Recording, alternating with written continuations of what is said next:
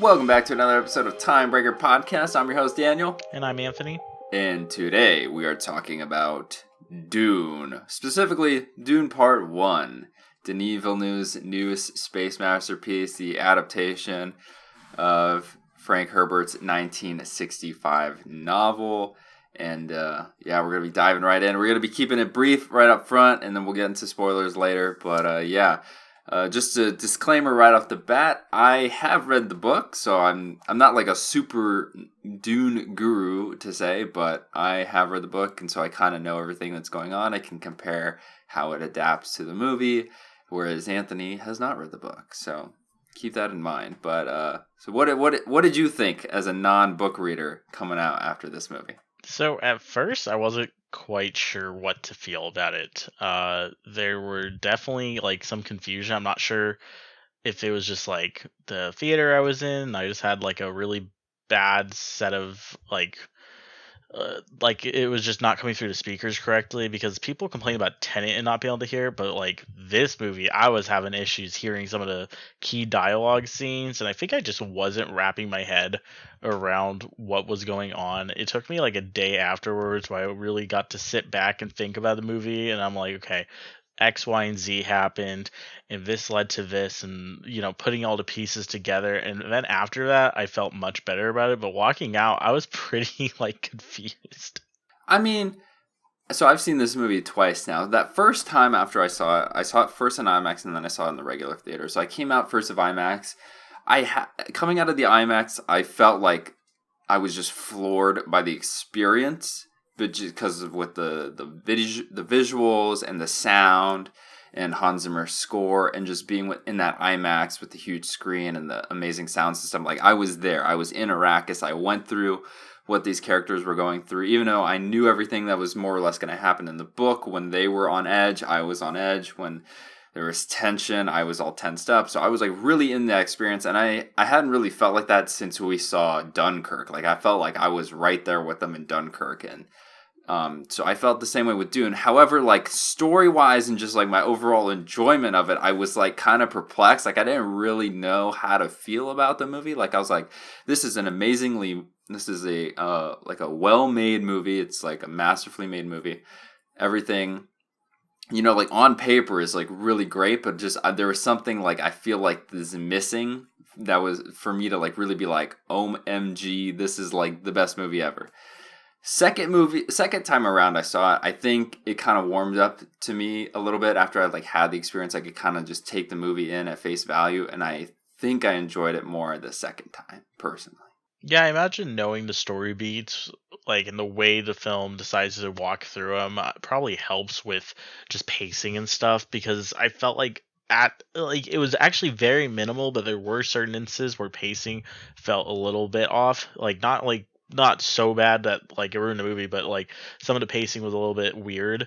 Comparing this to his last movie, I'll definitely take Blade Runner 2049, but it's also for a whole different reason I will get to later as to why I would take Blade Runner 2049 over Dune currently. Yeah, and just speaking of like his previous outings, like Denis Villeneuve is like on a huge, amazing track, when it comes to his recent films. I've seen Enemy was amazing. I've seen Prisoners was amazing. Arrival was amazing. Sicario was amazing. Blade Runner 2049 blew me away.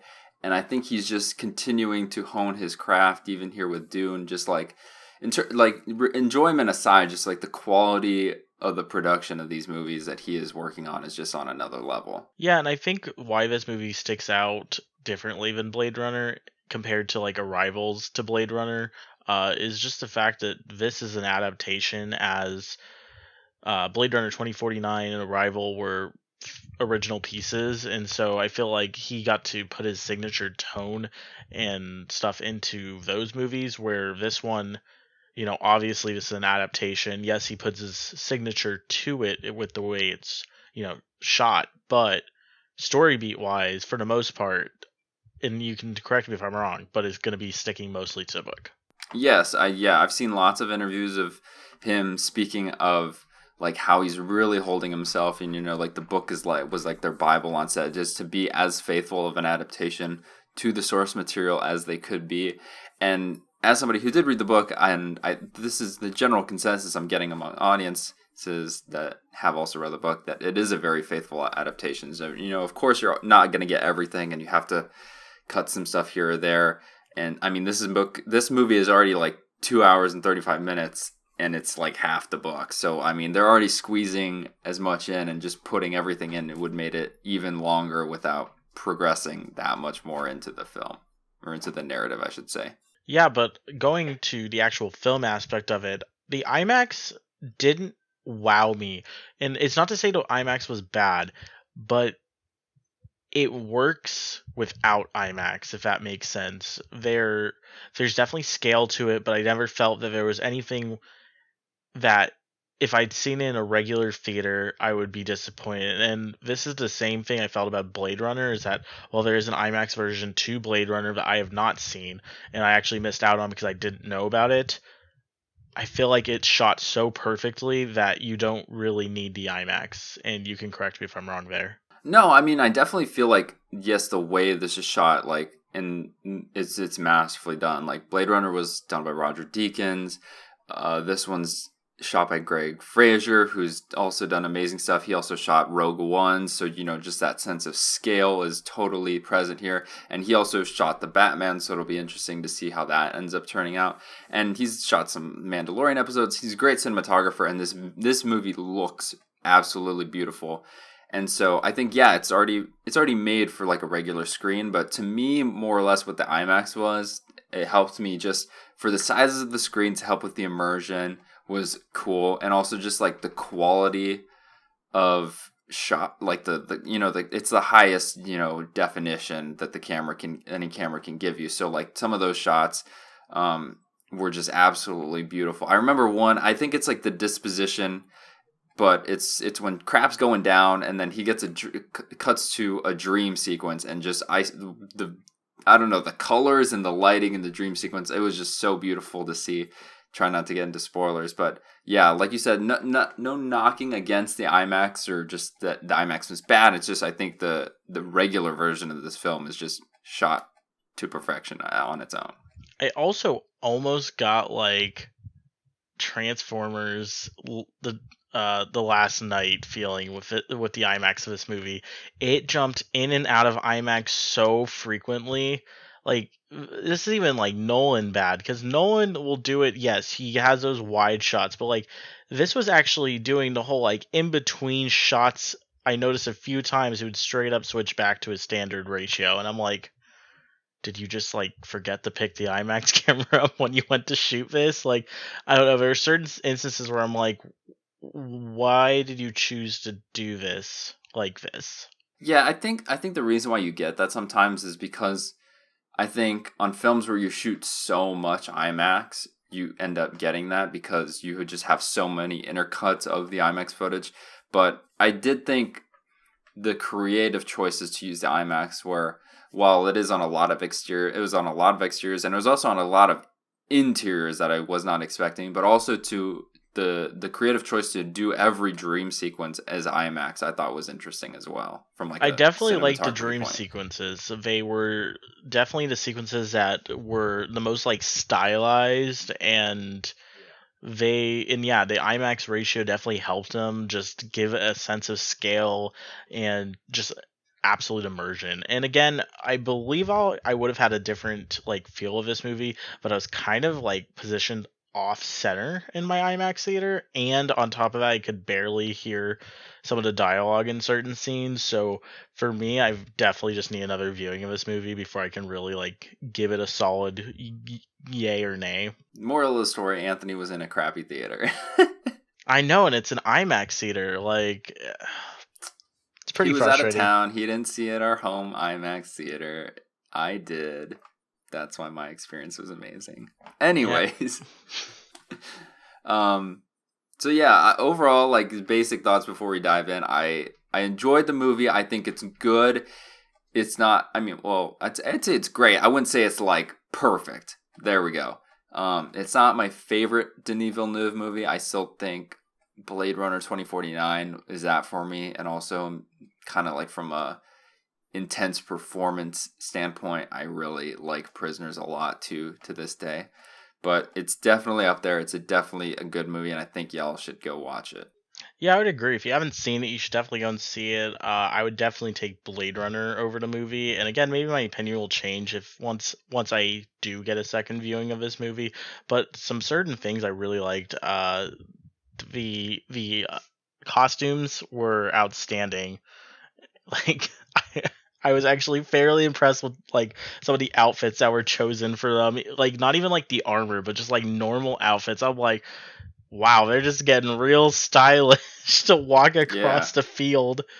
Um, and yeah, there's some really, really beautiful shots in this movie. It's really well shot, and it's kind of what you come to expect from this director. And he's almost getting the reputation of Nolan at this point, if not already there, where just he has his own signature way he makes his movies, and I feel like audiences are starting to realize that, especially if they did see Blade Runner. But considering the box office numbers of Blade Runner, to this day I still have to convince people. I know it's 2 hours and 45 minutes, but just Worth watch it.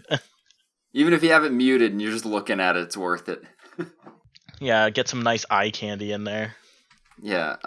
For me personally, I'd have to say I think I can definitively say that Denis Villeneuve is my second favorite director, as of right now.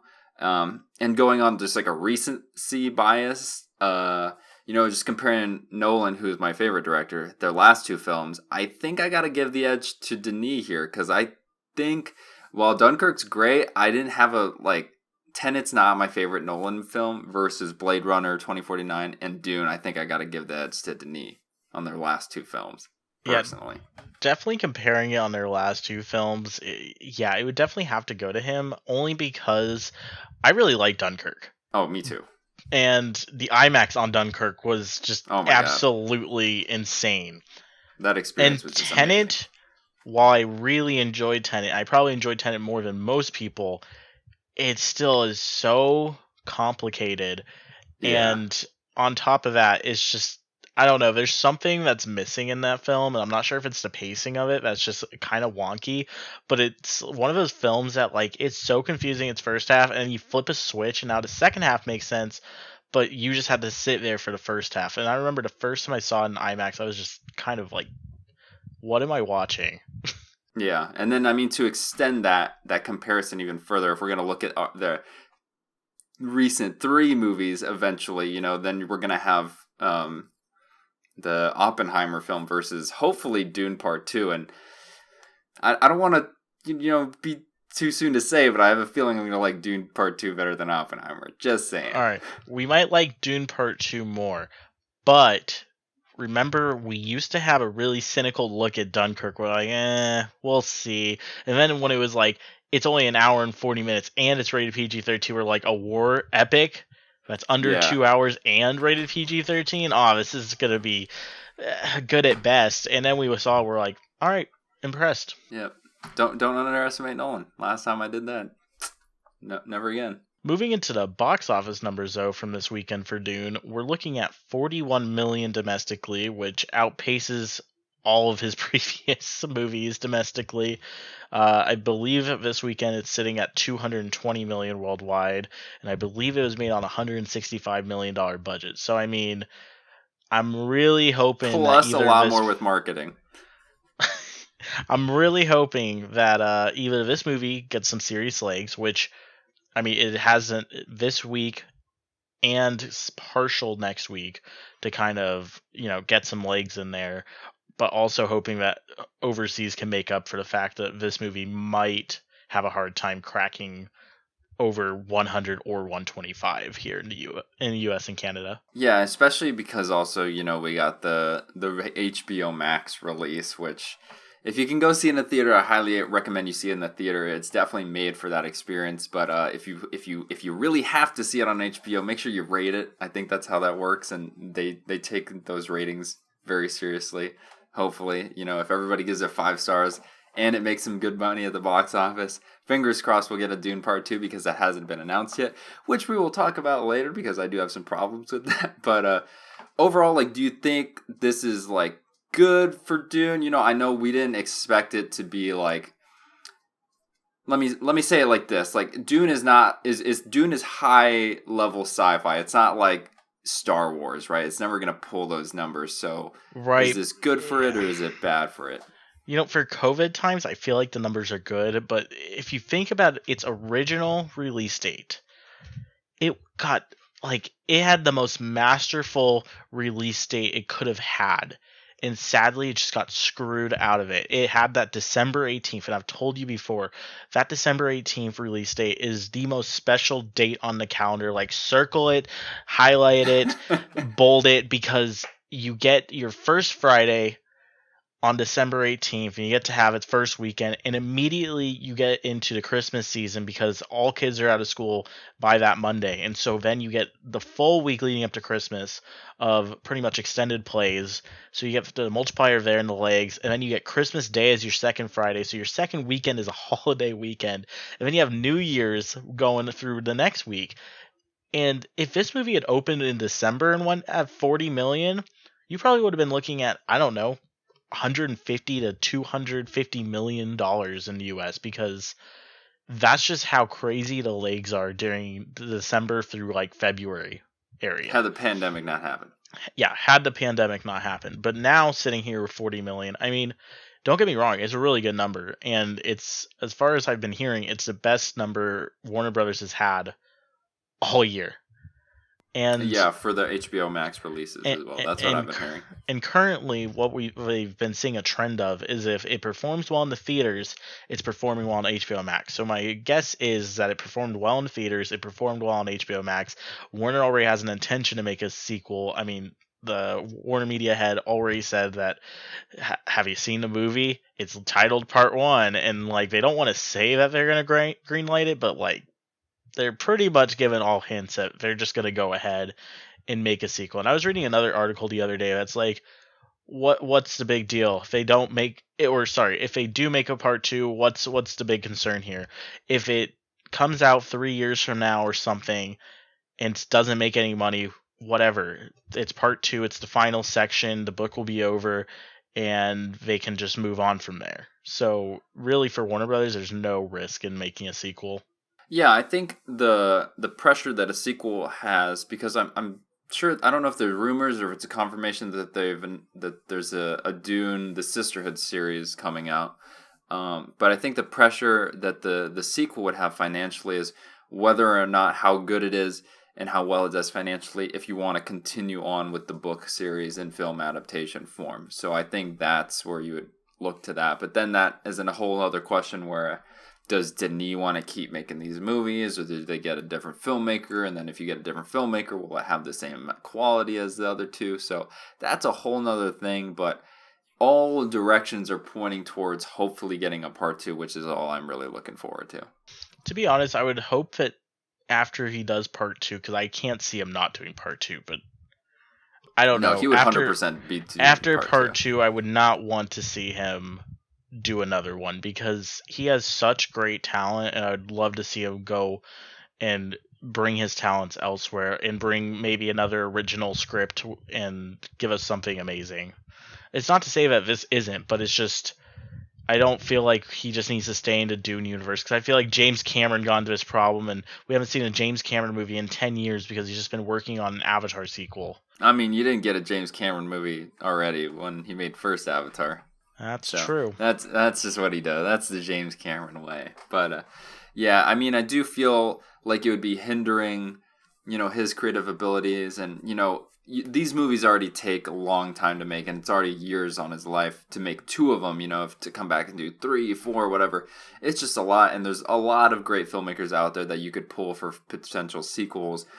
So I definitely think if the second book gets adapted, they would hopefully go with a different filmmaker, and hopefully that would maintain the same, vision and spirit as the other ones. But so that's how it did pretty well. Fingers crossed we get another one, or the follow-up, the part 2.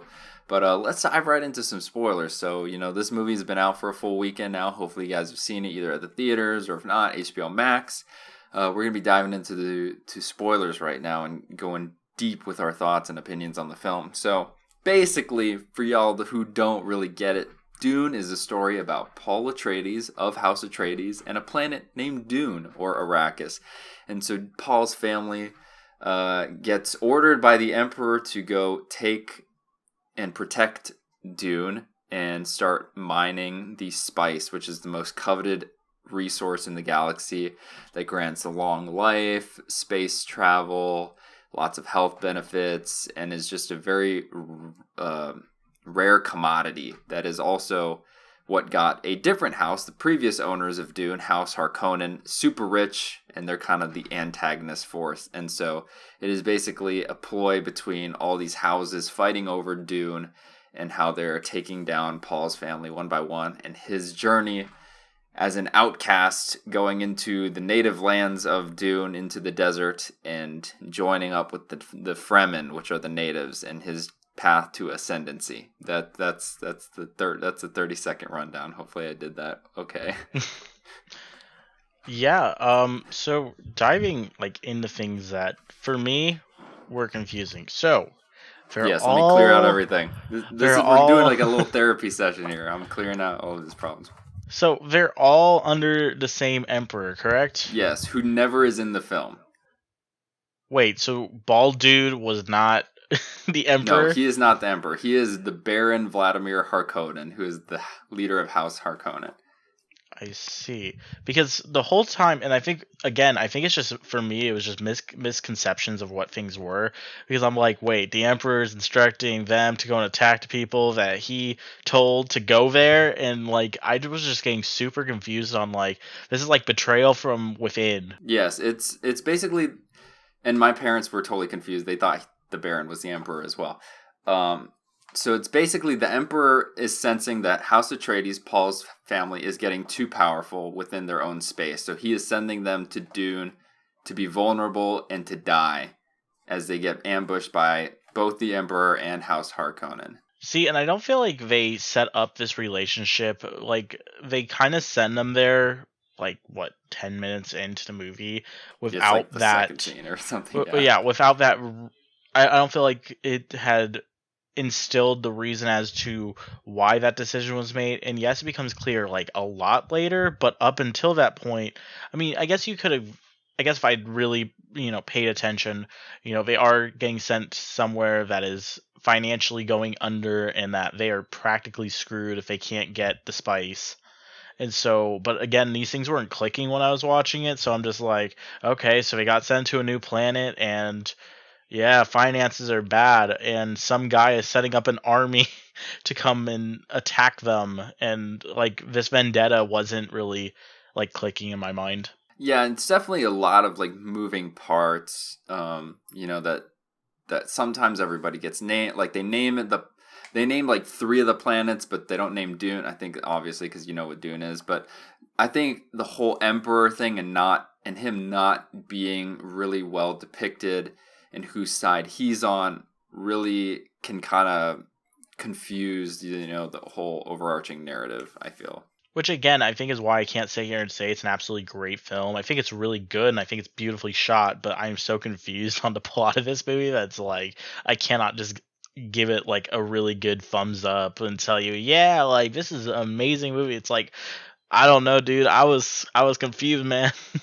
Yeah, and for someone who has read the book, like going through the story, I knew all these things were going down and I knew like how everything was going to play out. And I think to me, just seeing it unfold, in the visual manner and the audio visual, experience that this film was really satisfying for me because I had that knowledge. But, I think maybe like upon like multiple viewings or with subtitles, this film can still be pretty accessible to people who have not read the source material. It's not like you're gonna be completely lost, hate the film. Like you still like the movie and appreciate it, even though you don't know everything, right?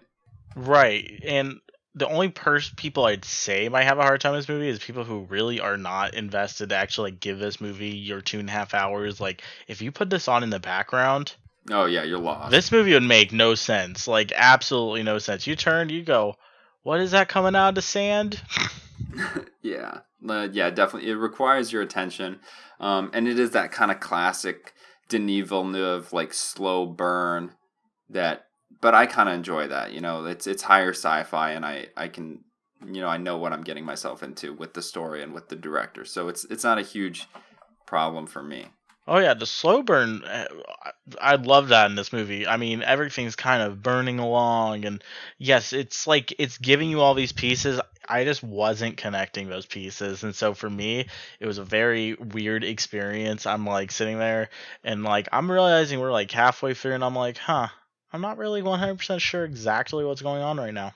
Earlier, or you said like there's like a point, like especially when they choose to cut out this movie, you said like there's a point where like everything starts to click and start, getting momentum. Like, where do you think that? What was that moment for you? For me, that moment hit right towards. So we'd seen, you know, their, the like capital, the building get infiltrated by the non-emperor guy, and they had been on the ship and they took out the guys, and so they're making their way across Dune, and it was approximately the scene where Jason Momoa's character dies that things started to click, because you had seen in the vision earlier that he had died, Right. and then you'd seen that that wasn't the precise timing, but that it did happen. So I started to get this hint that, okay, so those are like future visions, but they don't 100% come true. Which Right. even I wasn't 100% certain on that. But then, when they did that last like epic journey across the sand, leading into the, I'm not even going to say the final act, leading into the final moments of the film. I mean, by that point, the film is practically over. And once they had met I'm going to call him this, and I know you're going to yell at me, but when he met up with the sand people. I mean, yeah, sure. That's okay. But that was when some things really started to click with me. As soon as you said that, I was thinking. I mean, that's what they did. They just kind of yelled at him. Yeah, that's true.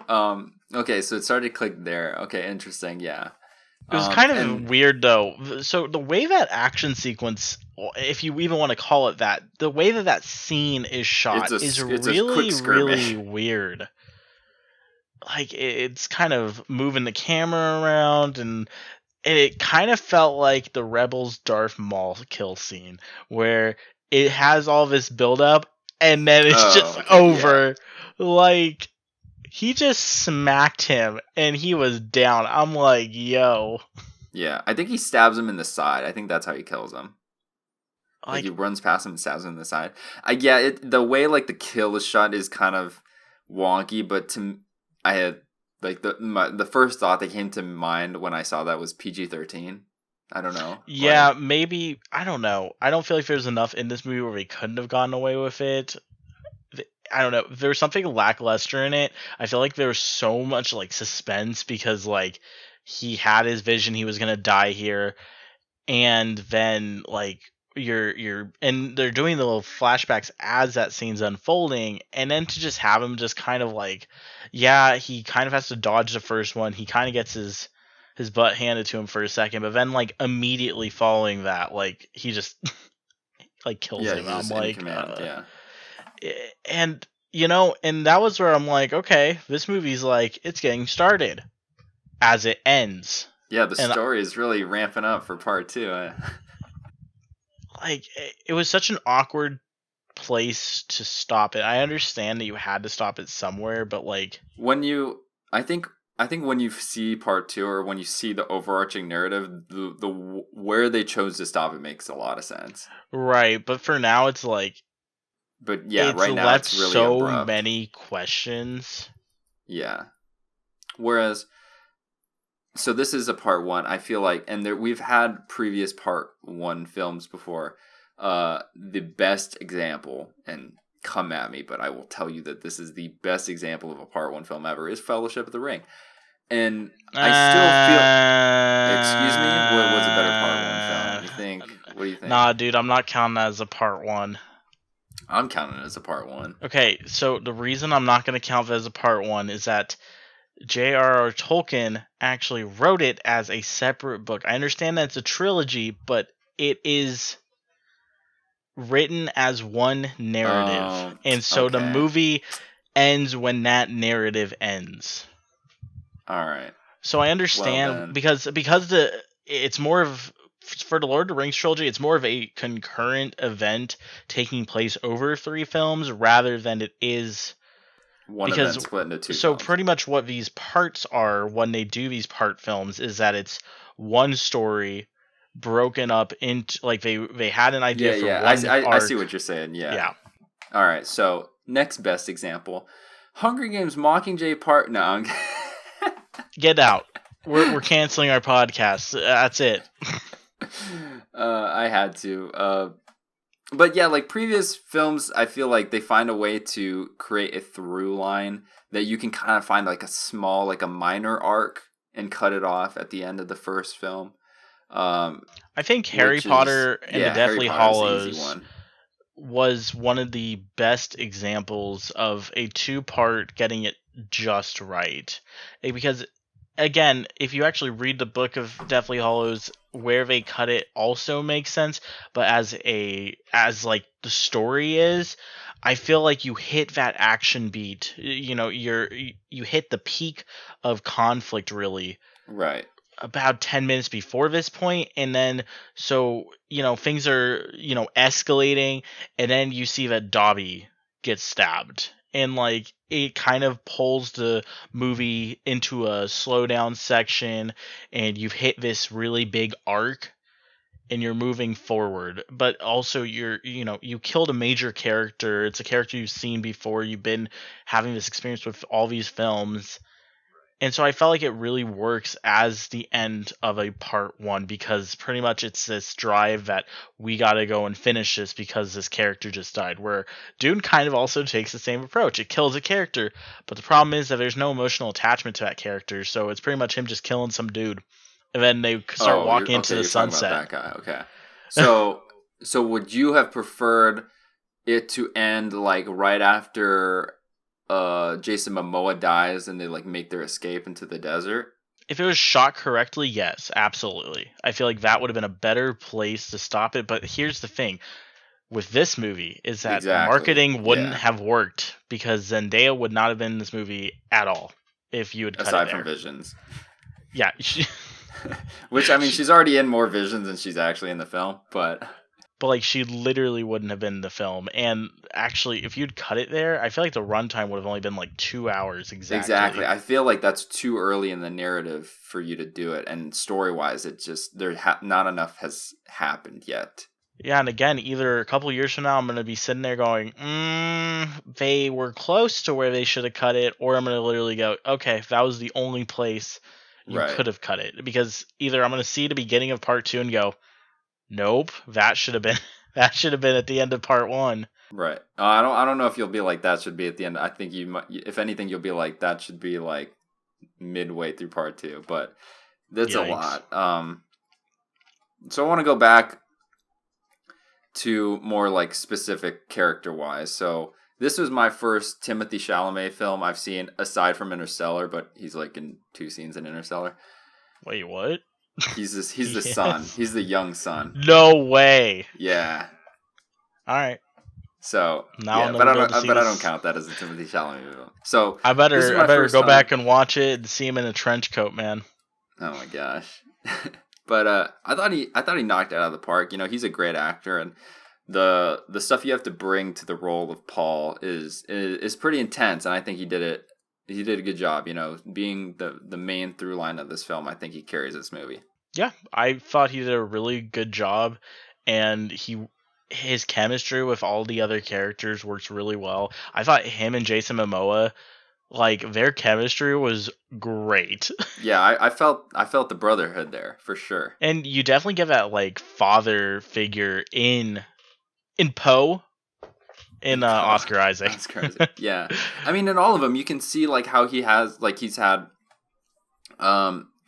with Thafir Hawat, he was like the general dude, and also with Josh Brolin, you can see how he gets that side of the mentorship, and also with Jason Momoa, you can see how he has these personal relationships with all these characters, and it just feels real and feels rich without there being a lot of screen time between the characters there. Yeah, and I felt that, but I think that was one of my biggest gripes, and it's probably just has to go back to source material. It's just I kind of would have liked more scenes with Josh Brolin's character, and because he's definitely the character I feel got like the least runtime besides Zendaya. Yeah, compared to the book, he kind of got the short end of the stick. I'll be honest with you. I'd say the most amount of content that's cut from the book is once they've landed and kind of like showing their life within the city and how the tensions rise up with more threats. Like, there's definitely more threats to the family before crap goes down. See, and I feel like that might have benefited the movie to have those, because you kind of had so you have like what? There's two break-ins in the house. You have one where they find like the bomb, I believe it was, and then the second one is where like the like spy camera needle is coming at him. Yeah. But then after that, it just kind of escalates. It just goes like 0 to 10, and all of a sudden you're having invaders in the home. Right.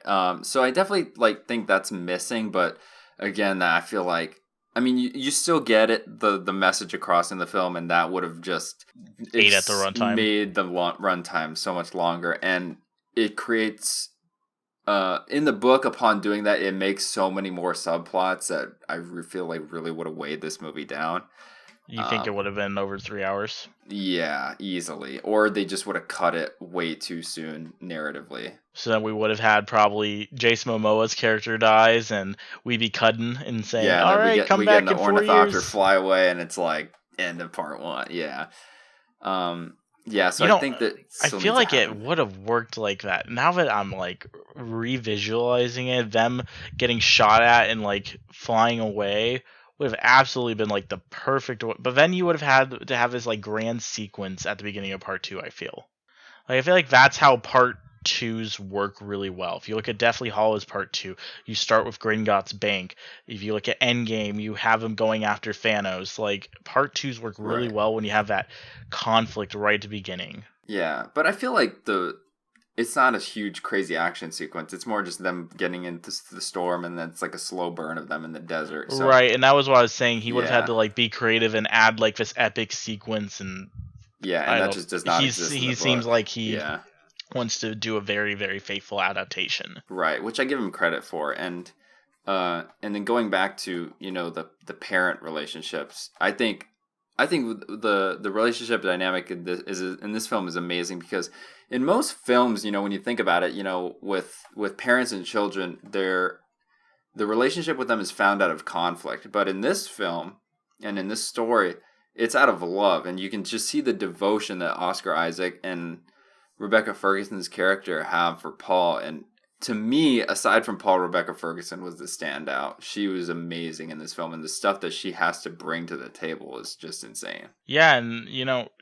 I felt like she was really well cast, and she helped to create this dynamic between the two of them, and you can tell that she loves her son, but she has to, have him go through these trials, like when she takes him to the library, and she is afraid of him not like knowing his power, because I feel like that was kind of like the scene when they got captured, and like she would love for him to use his abilities to get him out of the situation, but she's afraid that if he misuses it and it doesn't do it.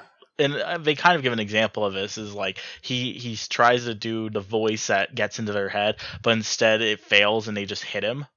Right. But so like she's afraid he's not good enough yet, right? Right.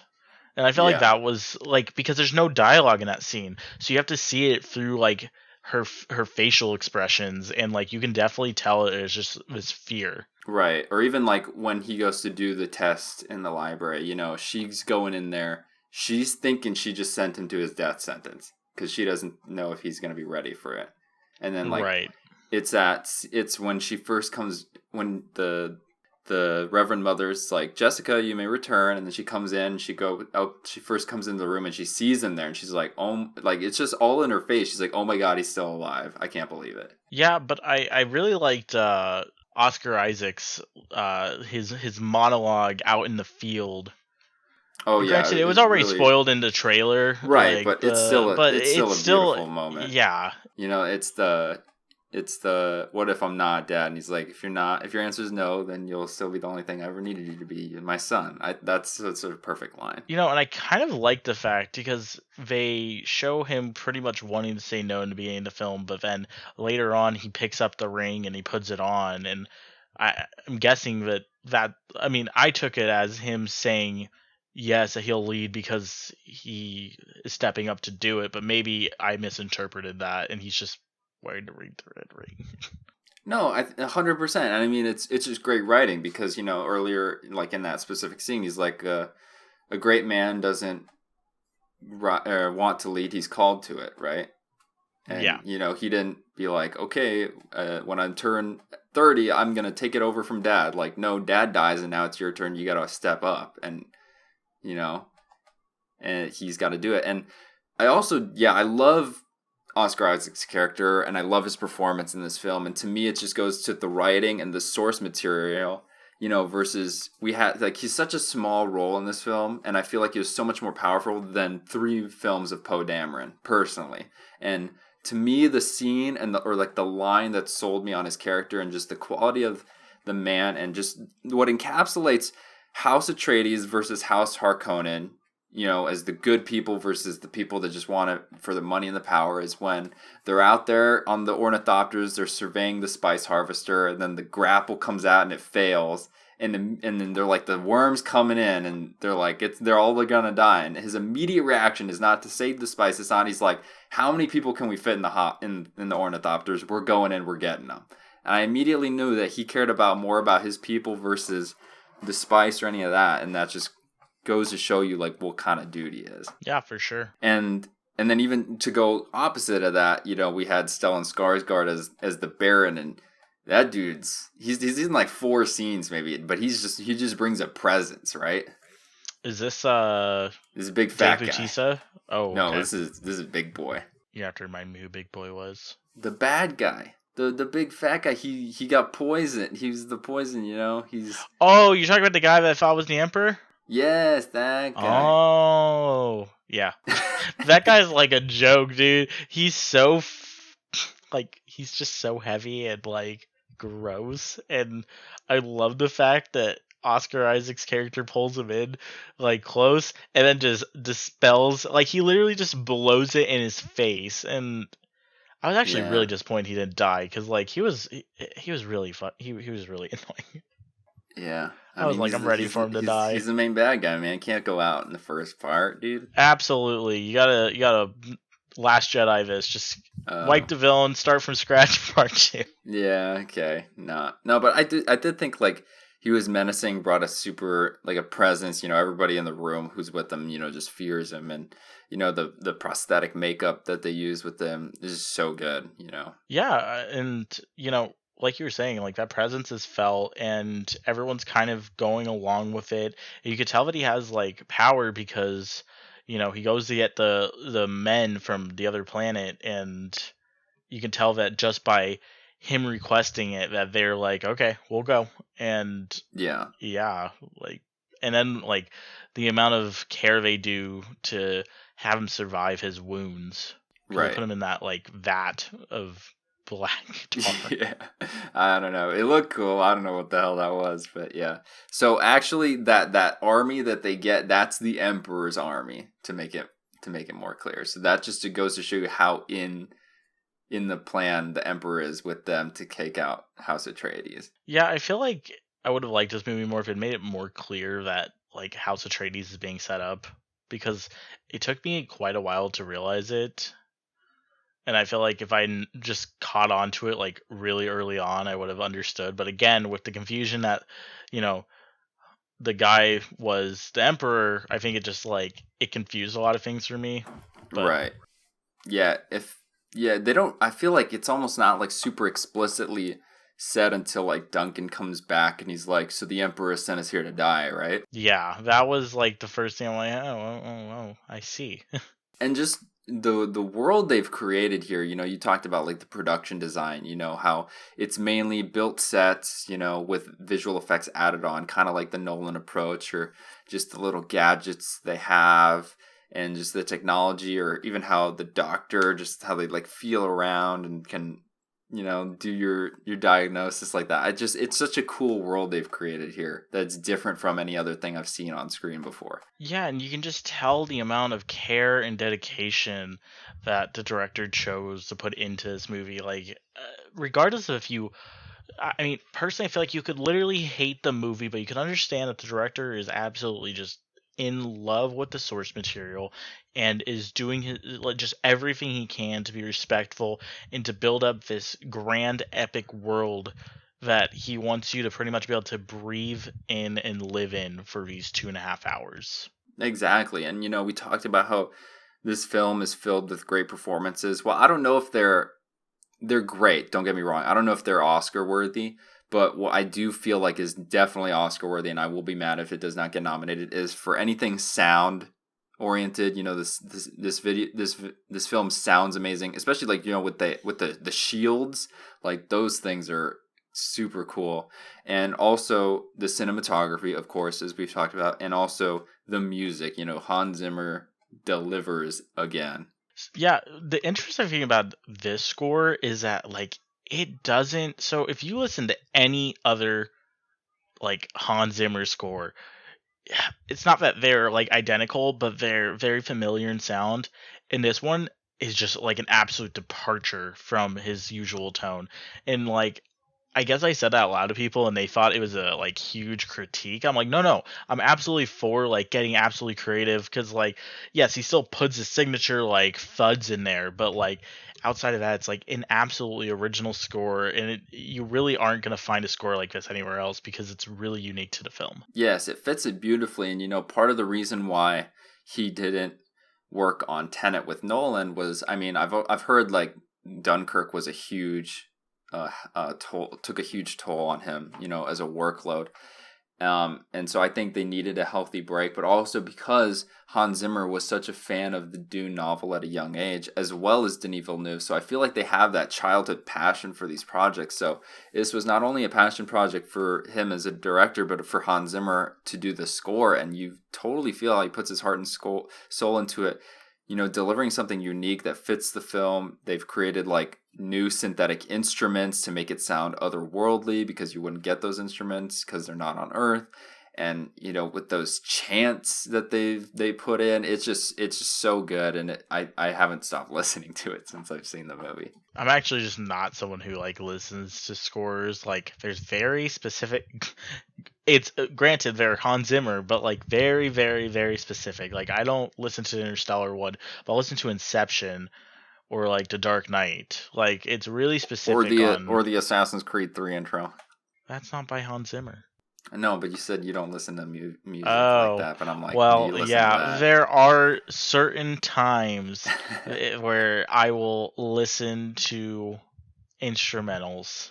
Yeah, but this score is amazing, and I totally think he should get a nom for it. Yeah, and going on to the fact that he skipped Tenet, like he pretty much told Nolan, like, nah, I'm gonna go work on Dune. Oppenheimer.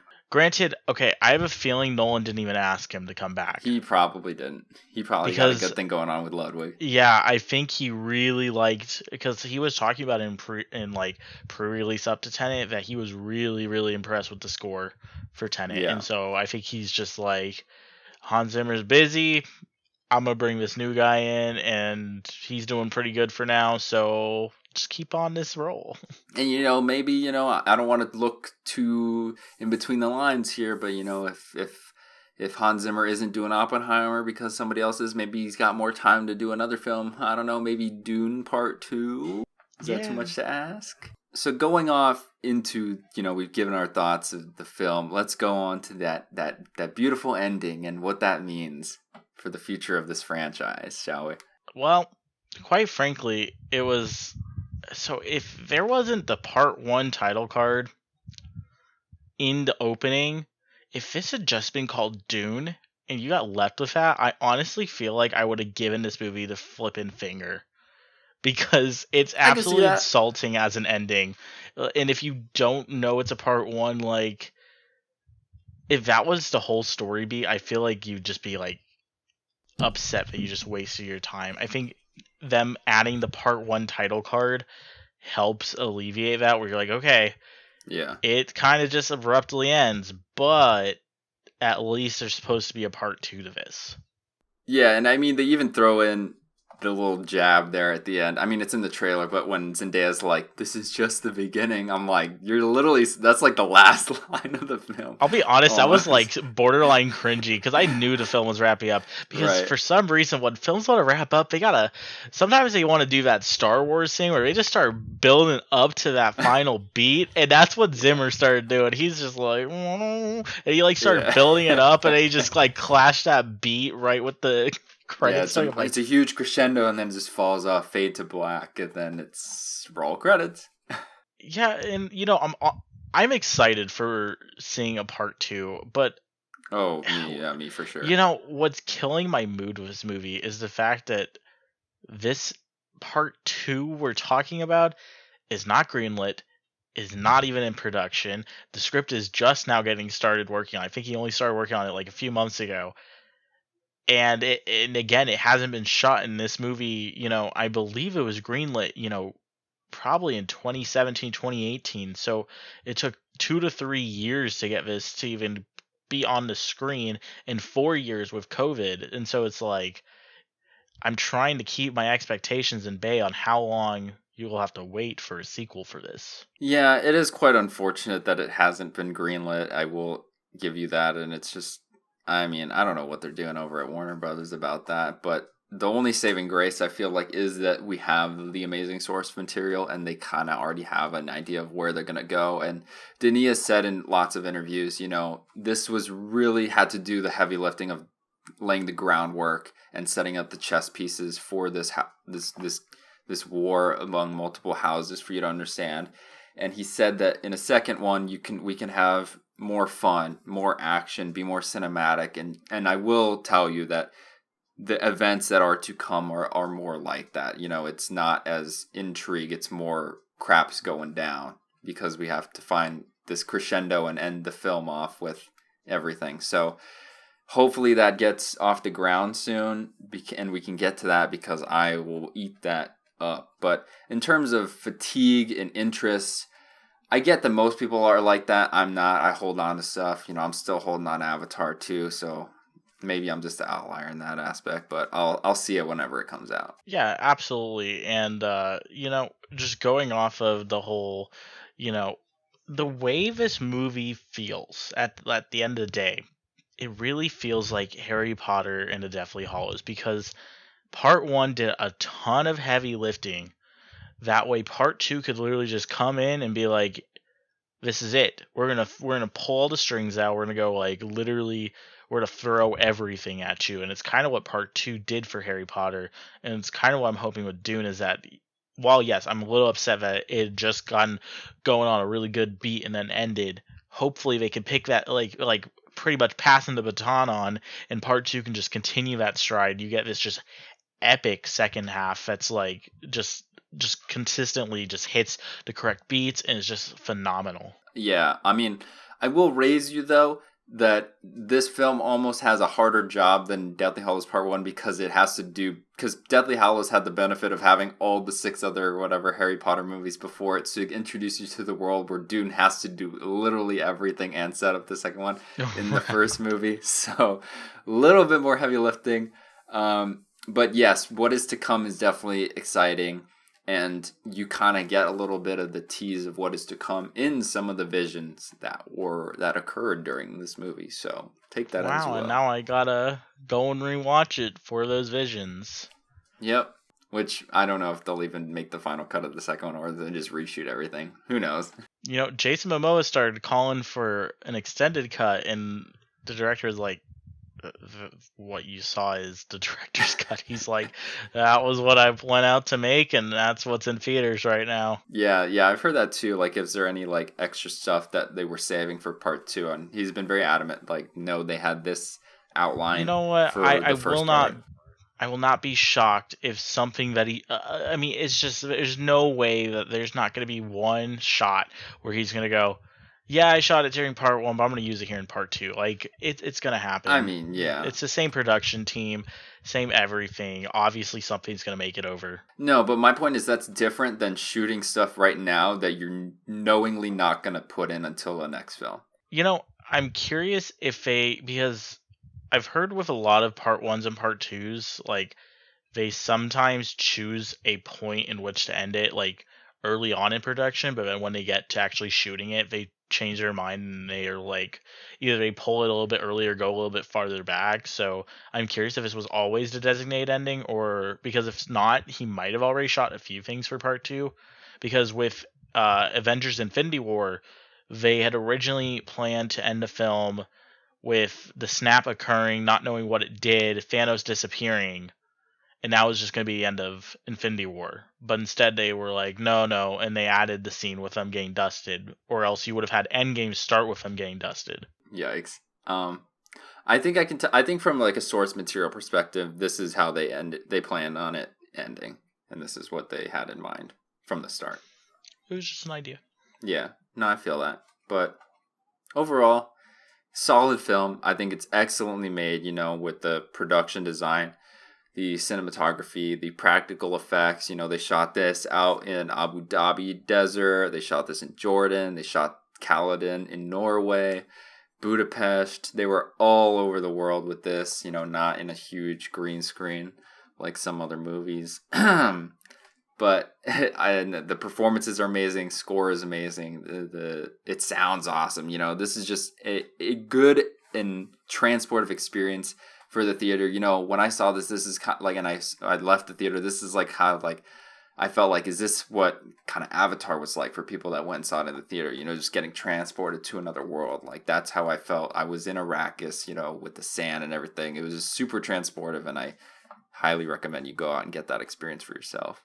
I never thought I'd get to say this for the second time in like 5 years, but I actually feel like I have to endorse people to go and see a big budget movie. Like, it doesn't happen very frequently because most people like go out to see the big budget movies, but like with Blade Runner 2049, like right. No one at our school had seen it. I'm like, yo, you should go see Blade Runner 2049. Like, Justin. It's really good. But he was already into movies. He's a movie nerd, yeah. But like everyone else, they're like, no, it's 2 hours and 60, or sorry, 2 hours and 60, 160 minutes. I'm like, just do it. Granted, that was also rated R. That's also true. But yeah, this is high sci-fi. If you like that kind of thing, it's just such a well-made film that's an original IP kind of. If you think about it, this book was made before Star Wars, before any of these things came about. And so all the sci-fi that you come to love retroactively actually was inspired by Dune. So you owe it to all those things to go see Dune, to see where it all came from. And, just to get more of these bigger budget, well-made original-ish films. I want to call it original, but it's like not. It's based on a book, but you know what I mean. If you want to see an original film, right? If you want to see more of these kind of movies, go out and see it, because these are the type of movies that are awesome. That aren't like super franchisey, that aren't just formula based. It's raw filmmaking at its finest. Yeah. But that's going to do it for us for this episode of Dune. Hope you guys enjoyed. We're going to be back talking about our boy Christopher Nolan next week with The Dark Knight Rises, rounding out that trilogy. Hope you guys are excited for that one. But we'll see you guys next week. Take care. See you. Thanks for listening to this week's episode of Timebreaker Podcast. If you did enjoy it, please be sure to drop a like and subscribe, and make sure to ring that notification bell for new episodes every Wednesday. See you next week.